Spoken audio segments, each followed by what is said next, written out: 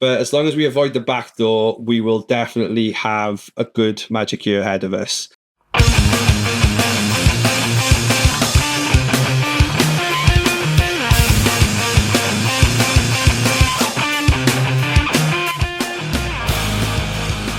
Hi everyone, welcome back to this next episode of Get Your Deck Out. It's me, as always, Old Emo Dave, and here today, a bit of a different discussion. I have a guest. I don't have Scott, 11's MTG, as I usually would introduce, but I could probably just mirror him over the camera for shows. But I have. Introduce yourself. Hello, I'm Henry. You may know me if you play Magic in Nottingham, or if you watch some of the Canadian Highlander content on Strange Venom YouTube channel. I run Magic in Nottingham at the Dice Cup. It's great to be here. We're going to talk about Magic, and I'm looking forward to it. Yes, we are going to basically whistle stop around all of our Magic linkage. We came about being linked in some of the most random ways to then end up being linked through extended arms of families in the Magic sphere, to a point where it's just we're forever connected but never next to each other. It was kind of that's pretty much explains both of us. Similar backgrounds, similar interests, not similar ages. Obviously, there's the good old example here. I'm definitely not old enough to be Henry's dad, but probably could be like his uncle or something like that, or unk, as the kids would say nowadays. But yes. So all the way up the Dice Cup, Nottingham. We met in Cardiff, though. We did. Was actually our origination story. Yeah, that was a Firestorm Pioneer RCQ. Wow, do we remember them, kids? Does everyone know what Pioneer is? Hopefully after this weekend, people will remember or will be reminded what Pioneer is. I'll come on to that later, but that is one of the things I've still got a real hope for, that is going to be brought back from the ashes, effectively. But they could also ban Arclight Phoenix as well whilst they're there, so that would be useful. But yeah, Pioneer RCQ. And yeah, the real highlight of the initial renaissance of Magic prior to COVID, when everybody Pioneer was that perfect foil of accessible enough of cards. People who kind of played before COVID stopped playing, but COVID made them feel like they wanted to go out and meet people. And it was just a decent space. And when you went to RCQs in those days, damn, they were full. You were playing 6 rounds. You were really having to grind. Whereas unfortunately, over the last few years, we've kind of fallen back a little bit into. We don't get the 2-person 8-man luxury that the Americans get, but we do. We do have a little bit of a struggle sometimes to actually get these kind of things off the ground in different places. So you guys are looking to do your first one now. We are first one back. So a while on the phone. Yeah, do you want to just go over that a little bit? Yeah, 11th of October, Saturday the 11th, we'll be running a standard RCQ. It'll be £25 per player, and £20 of that will go back into the prize pool alongside all of the promos that you're used to. So big prizing. I think we kind of can't underestimate how incredible a give back that is from a store's perspective. And we're probably going to get cancelled after this podcast. We are with griping and groaning, but 60 card format has been overtaken by Commander just through subsequence of what needed to happen over COVID. Whereas I'll sit there and I'll say, Mr. Jensen, you've done some fantastic stuff to bring things back, bring some structure back, bring some opportunities back. But that entry price to running RCQs is such a high bar. So for everyone who's listening at home in the UK, before we even start, we pay €140 to the man to get a kit sent, be up to 32 players, to have one seat before we even start. So if you think about the fine lines of Magic economy, we're already onto a loser, aren't we? Yeah, we're not making any money from that. That's €140 if you don't get import taxed, because it does come from mainland Europe. That is the chance of the import tax. Thanks, Brexit. We love you, Brexit. Thank you for that one. Cheers, Nigel and his mates for making the cost of Magic even more expensive. But I guess that starts it, and obviously ultimately I wouldn't want to speak for any given store, and effectively Firestorm would not let me speak for them, but the margins on TCGs in Magic are incredibly low. So expectation is that you're going to play one of these events, you're going to, like, if you're going to like top 4, top 8, you're going to make your money back. And if you like win it, you're going to like have a nice payday. And like, you got to add to that though, that these are competitive events. And well, you really want to like actually have people judge it. And it's such a thing. Your event needs to be formalized. So therefore you need to have a judge, but your event can't afford to pay a judge. So you can't afford to get one. Yeah. Gotta hope someone's nice enough to volunteer to run it for free. Yeah. It's a very, very, very, difficult balance that, we have to do as TOs in that respect. But we both have experienced the sort of post-COVID return of getting Magic communities rebooted. And when I say communities, I don't just mean have Commander night. So you have in the Dice Cup, we put it in a little bit of a different way to as we did in Firestorm. You have got a lot of draft happening, and as you mentioned, Canlander. So talk us through like the hows, the whats, the why that did so well or is still doing so well. So Canlander, we run that on a Sunday morning. We get 20 odd players every week, and we do that as £5 entry. And then all of that goes back into store credit pricing. It is community run. It is run by a community member. I'm not involved in the running of it, but that means that it's not an official Wizards event. You can play with proxies. Or play testers. Play test cards. I'll beep that out in the edit. Or what we just said. No one will ever know the word that we just said. And you see, Canlander's another one of these community formats that we've seen spring up with great volume. It respectfully, it's not at the level Pauper's at. Pauper is incredible in the same way for like growth and sizing. It's really sort of refilled the sphere of like the Magic what I call ecosystem, and you have done a really great job of filling the other element of it with the draft slot. Like how did the draft community grow so well in the Dice Cup? So we started running drafts. We kept it as cheap as possible for the players. Obviously, it's an expensive format. I think we're running at £18 for a normal set, 21 for a Universes Beyond set. That's another word you're going to have to bleep out, Universes Beyond. But we have fantastic community. One of our community members set up a Discord server. We draft online. We help each other get better. I think at one point we had maybe 6 or 7 of our players in the top 16 on 17 lands. So we've got a really strong draft community. They're very good at the game. And we see each other get better to the point where I'm no longer able to go 2-1 anymore. Were you a solid 2-1, Andy? I was a solid 2-1 player, and now I'm a solid 1-2 player. Everyone else has got better around me. Fair. But you do love to see it. Sure. Yeah, we'd love to see it. I'm sure one of the locals from my store will gladly say in the comments that I am bad at Magic. They love to do that. Yeah. Oh, of course. I'm the worst Magic player in Firestorm, but I top 8 the last RCQ, you lot. So yes. Come at me.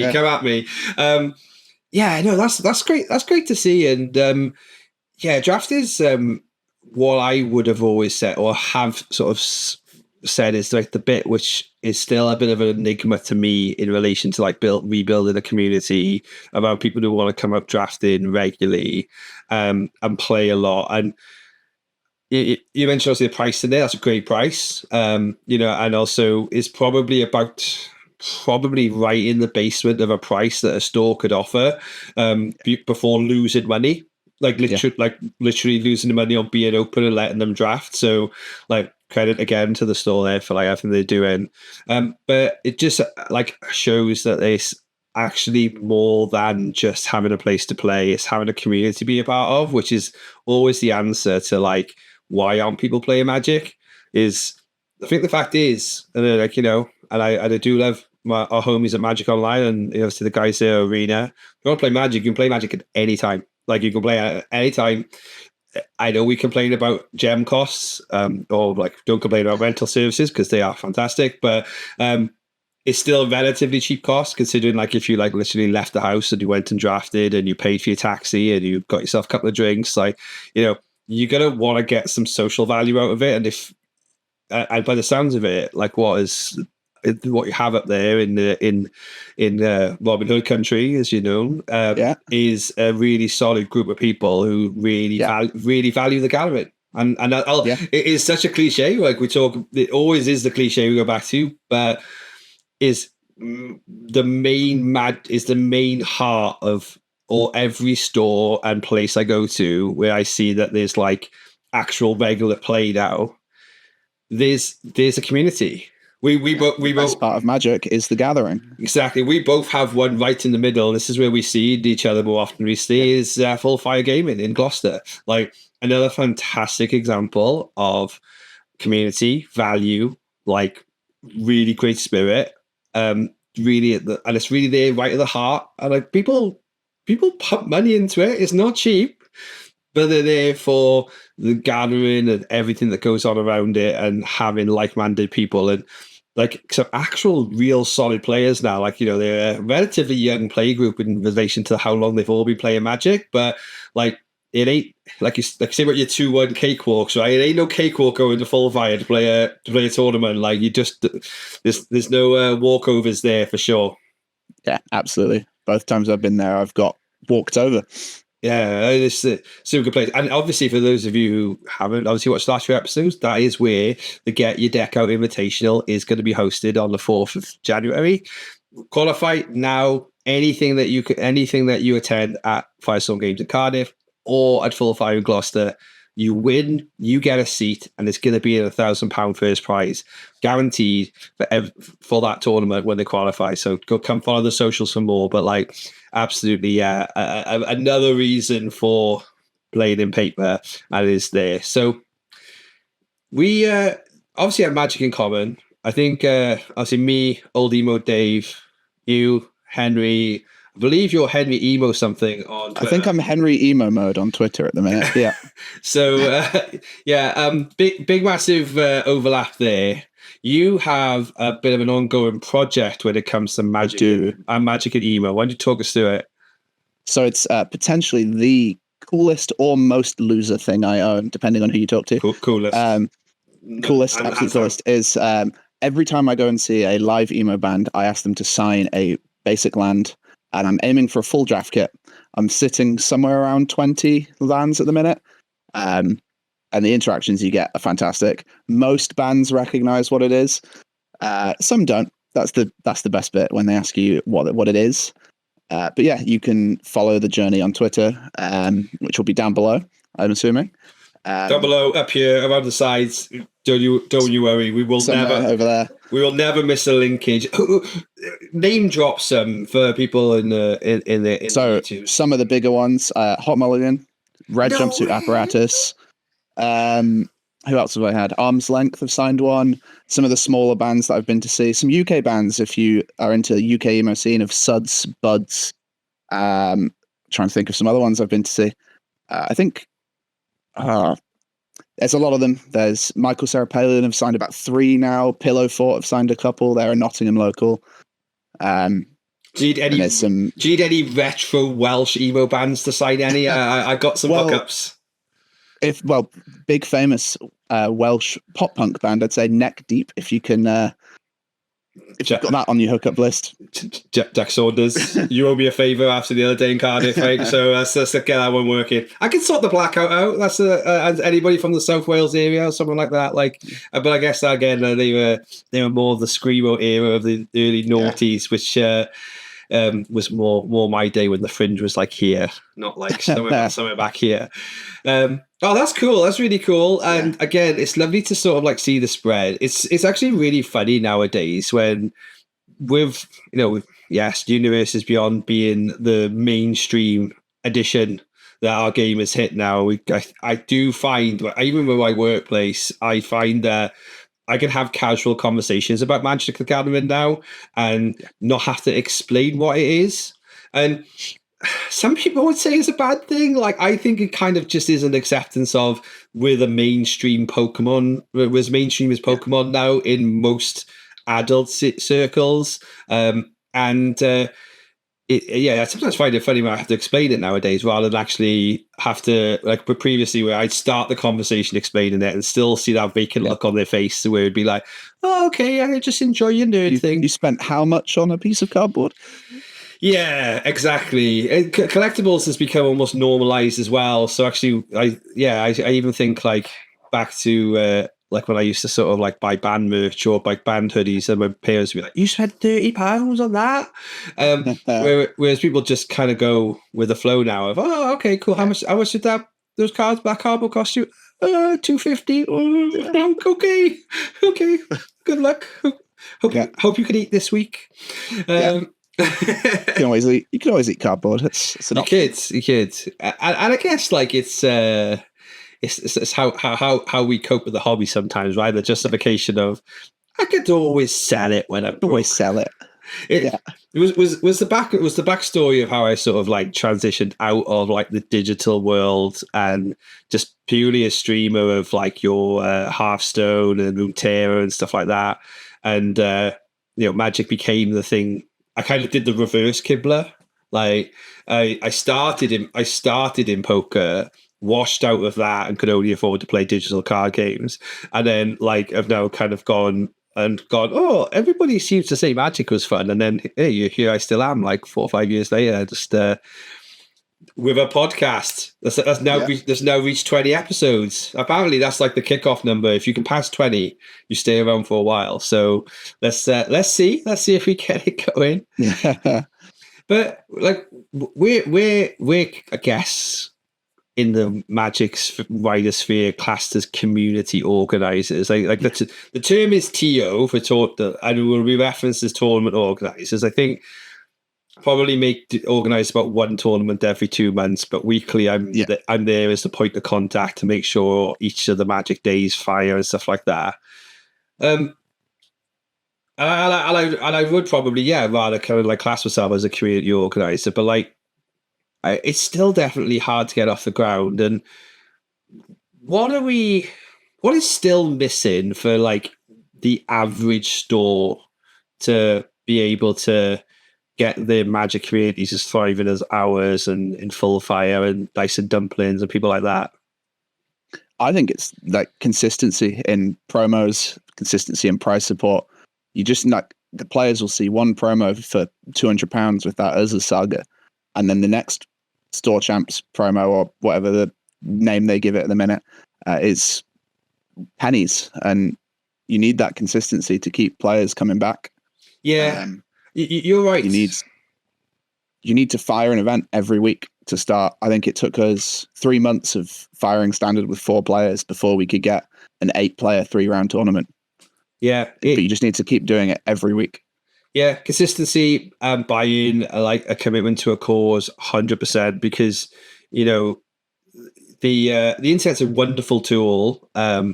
Leading into like musical background, we weren't the social media age when I was doing the band stuff. We were MySpace in a dream, right? So we were still at a point where like you had a MySpace, but you mainly told people about your gigs via forums or posters that you wallpapered to the side of train stations illegally. Or potentially, I should say, like potentially that might have happened. That might have happened. Yeah.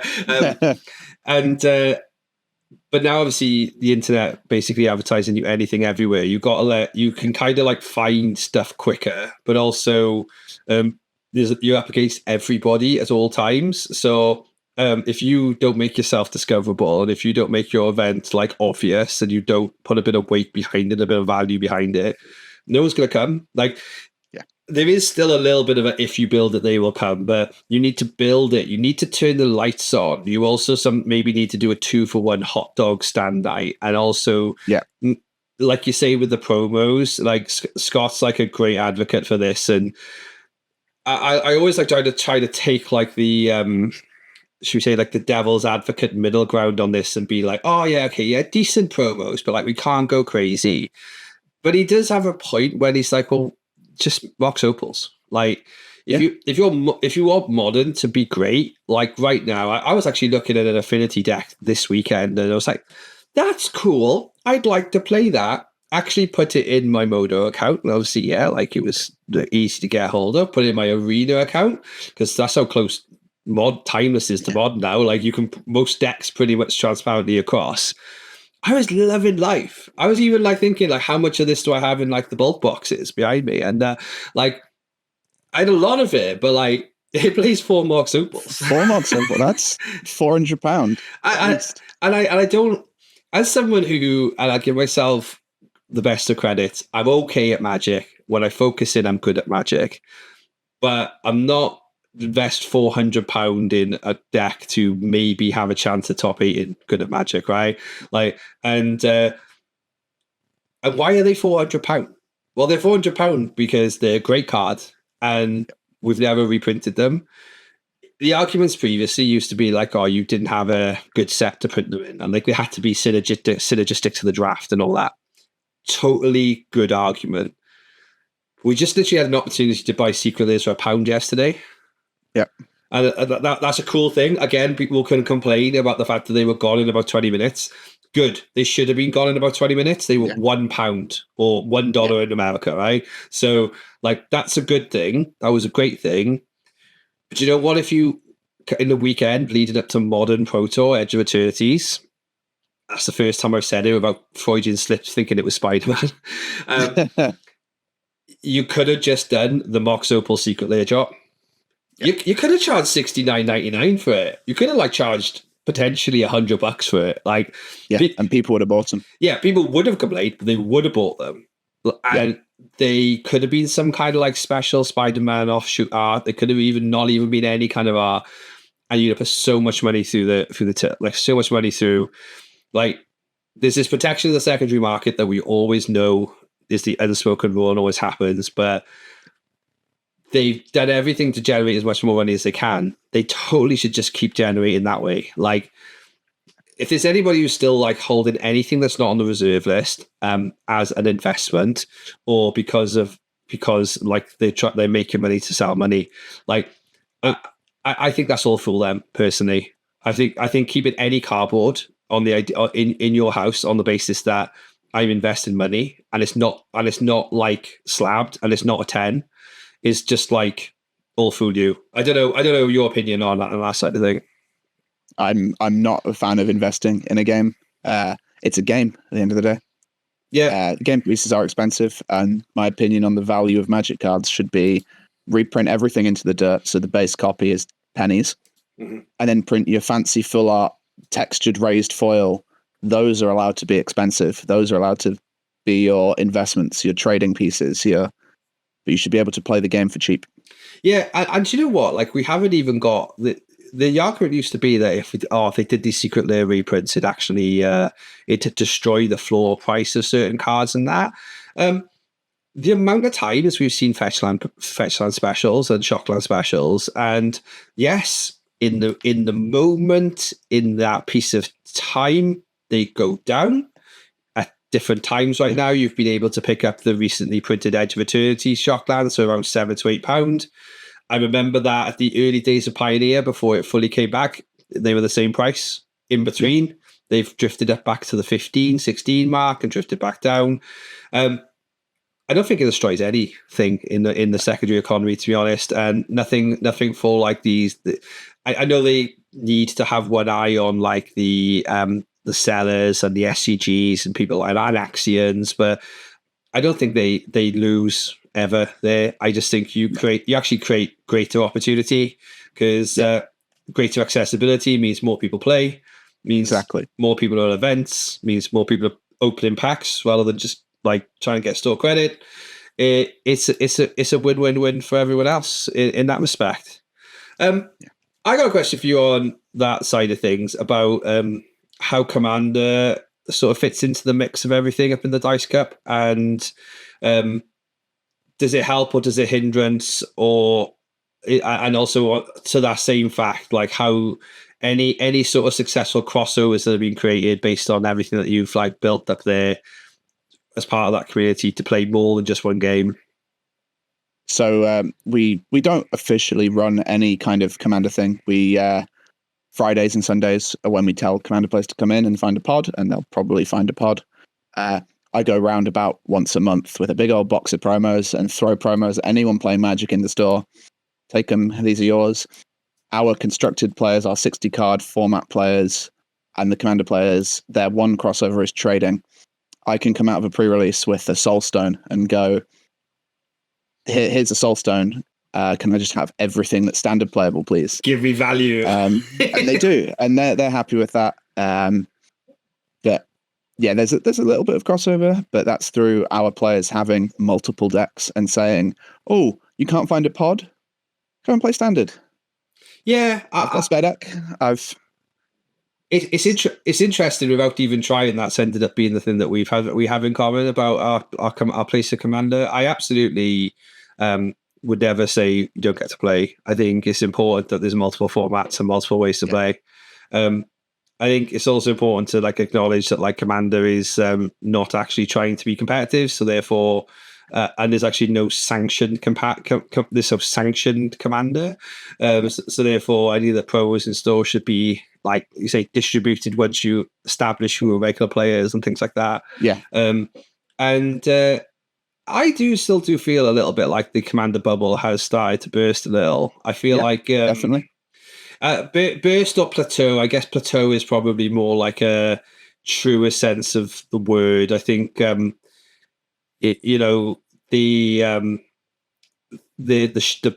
Magic shows like Commander at Home and the game nights and people like that.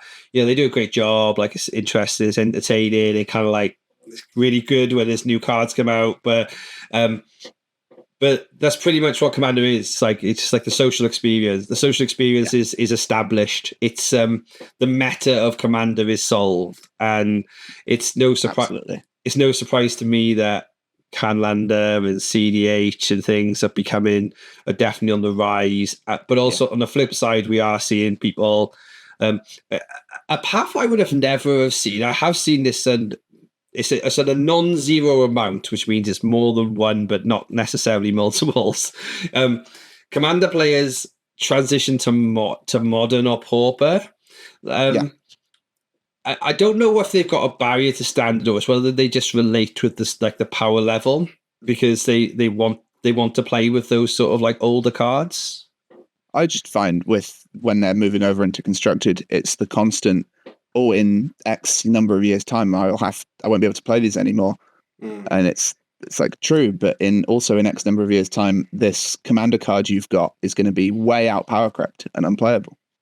Yeah, it's possible, isn't it? And also, like I've seen times in the recent history where like a standard uncommon has been like the thing that's broken a certain archetype in Commander eventually.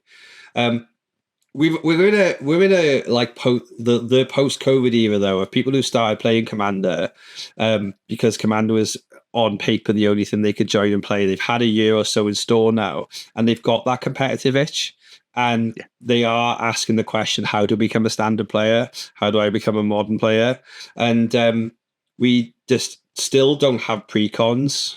Which should be an issue, I guess. Like leads on nicely to the fact that like we are recording on the first day of the Pro Tour, and like in a few hours there is a preview panel, and I was going to ask you about things that you would like to see. I'll start off with what I'd like to see. We did obviously there's been internet teases that there is planned precons in this upcoming Lauren set.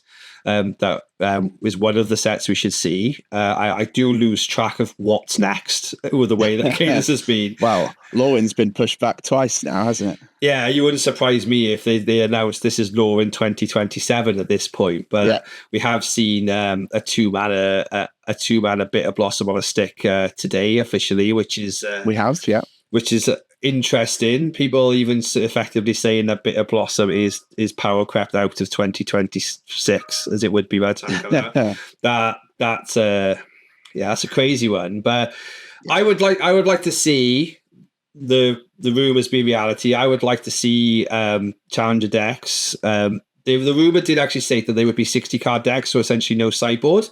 And What's your thoughts on that? Is that one of the keys that would actually help that transition of Commander players and also bring new players into paper play?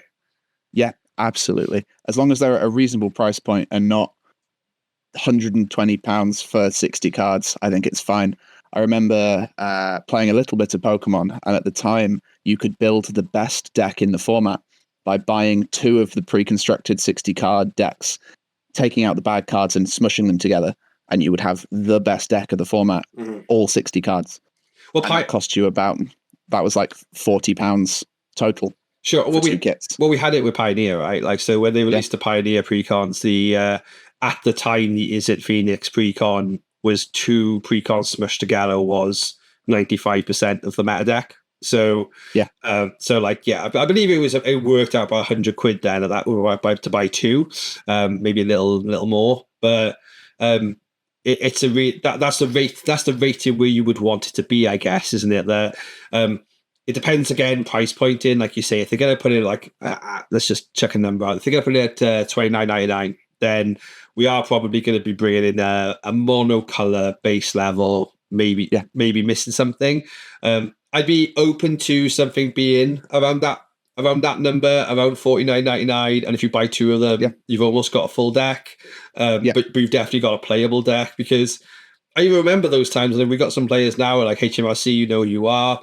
I remember him walking up with his mates to Pioneer, literally just going to the till, buying the Gruul Stompy precon because it was the only one that was left, sitting down playing, like doing okay, and having that how do I make this better bug, because it doesn't give a feel bad, because people got to come and they got to play, they got to put cards in their hand, they got to get straight in the game, and with the right spirit, with the right community, it literally creates that, like, the draw. And like they're not playing to go 3-0, they're playing to get their first win. They're playing to like get their deck there. And everybody else gets their decks out and goes, do you know what? Like, that Cinder Vines, that's a bit crap. Let me give you some Torch the Towers or something like that. And that is what then having those communities just to support that really, really brings. Anything you want to see from the upcoming announcements for the upcoming year? I mean, big thing I want to see: Magical Christmas Land. Slightly less Universes Beyond sets, please, but maybe less than 6 sets a year as well. I'm sure, as someone else who TOs, I'm exhausted. I work a full-time job and I run 6 pre-releases a year. I'm tired. Oh yeah, I'm tired. When you add 6 pre-releases and like every RCQ season, you're eligible to take up to 4 kits. So in the modern memory, we've taken 4 kits. So like 4 times 3, 12, 6 pre-releases. That's 18 weekends a year right now that I'm effectively working for free.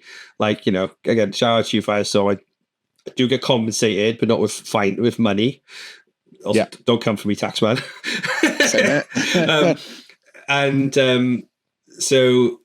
But it is definitely a volunteer job, and it's definitely about like the community. So I don't know if you're Magical Christmas Land. I think only 6 sets would be, or less than 6 sets would be a surprise. My wish would be not 6 standard sets. Like I think what like lessons learned from Spider-Man, and like we quick touch on Spider-Man. We talked about it before the pod and after that under the pod with some of the more viewed like tweets on the Saffron Olive famous thread that he did. We just have the general opinion that like that could have just been Assassin's Creed, and actually everyone who would have been happy, and everyone who's got discontent now wouldn't have cared.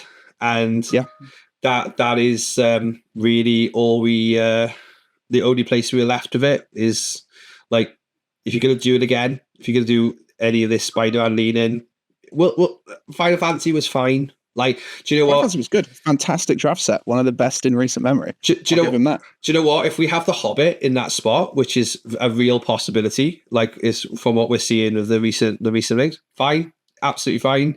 But strip back the Marvel stuff, and or make it a Commander Master reprint style. That would have been like the perfect thing. Is we haven't had like a double Masters for a long time now, so it's been about 3 years since double Masters.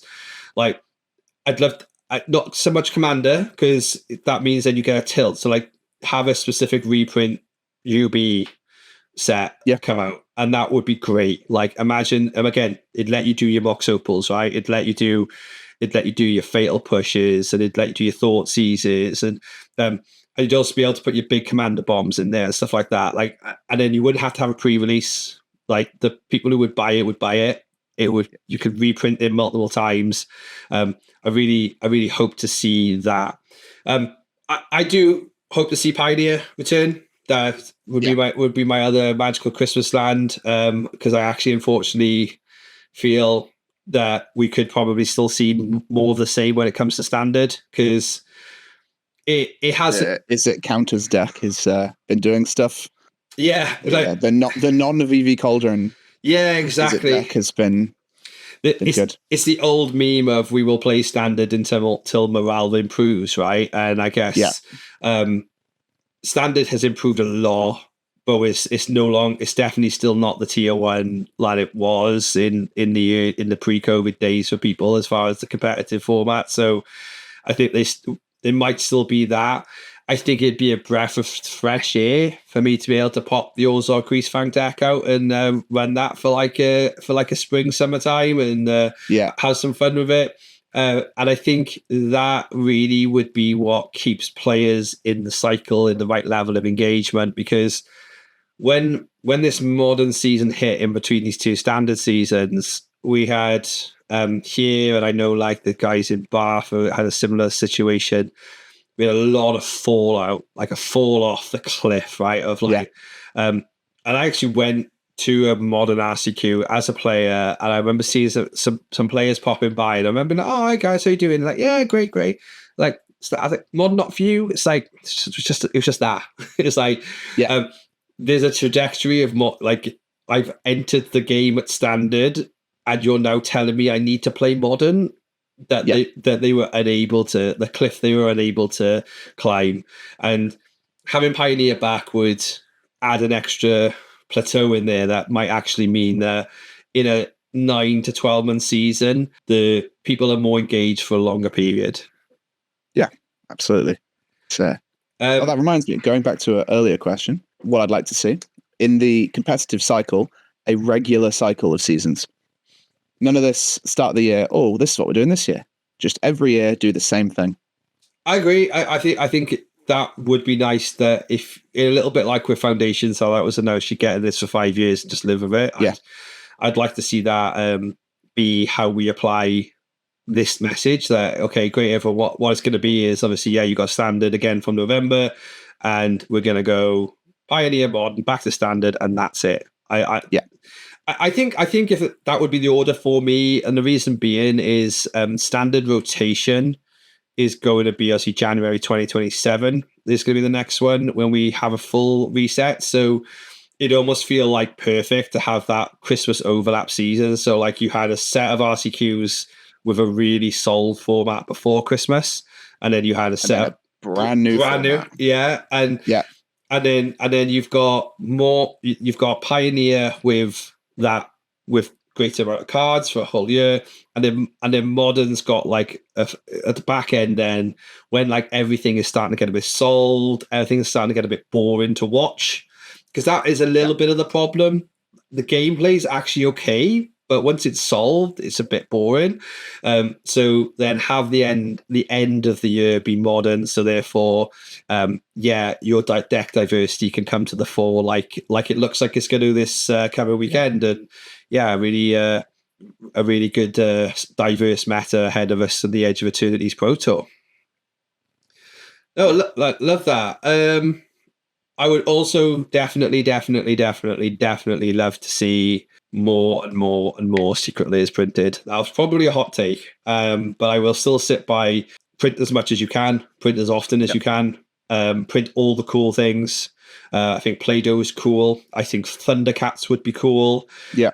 I think musical crossovers with artists would be cool. Like, great example, you've got Bastille in the UK who are like massively into Magic now. Like, imagine a band of... Well, we've already had 2 Post Malone secret layers. Yeah, let's keep having stuff like that. Let's have a house tour of Sabrina Carpenter. Like, the first, second, third floor would look fantastic. But as long as we avoid the back door, we will definitely have a good Magic year ahead of us. And I think it would just be nice to talk to you, mate. Just shooting over some Magic stuff. And obviously, just a reminder for everyone where they can find you, where they can get their land signed, and when the next RCQ is for the Dice Cup. Yeah, you can find me on Twitter or X now at Henry_Clayton00. And then from there, I'll share all sorts of stuff. So I appear on the Strange Venom YouTube channel, commentating some Canlander videos. You can find me at the Dice Cup on pretty much every Friday and Sunday. And then we're running an RCQ on the 11th of October, 11 a.m. start. Tickets are on the website. I'm sure Dave can link those below or above or to the side. That'll be capped at 32 players. We buy your tickets, support the store. Buy your tickets, support your local LGS. Or not so local if you're coming from Wales, maybe. Wales, maybe, or we'll have all sorts of people around. So yeah, that's where you can find me. Awesome. Yeah, it'd be great to have you, mate. And a bit of an insight for people into sort of like what goes behind the people who run Magic across the UK. Thanks to anyone from the Dice Cup or your communities who popped in and listened. We are the Get Your Deck Out podcast. Make sure you're here every Tuesday to get your decks out with us, to talk Magic and everything about current meta and playing in paper all across the UK and beyond. See you on the next one. Have a great week. Have a great Pro Tour. Have a great Magic Con. Yeah. Wherever you're watching from. Well, you probably already been to Magic Con, so I hope it was fine.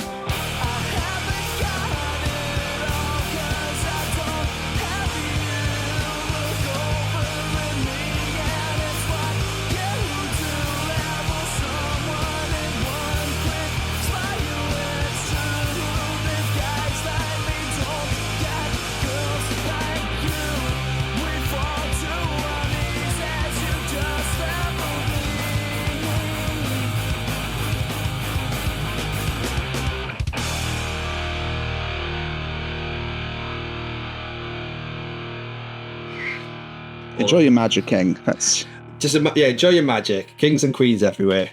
Yeah. Peace.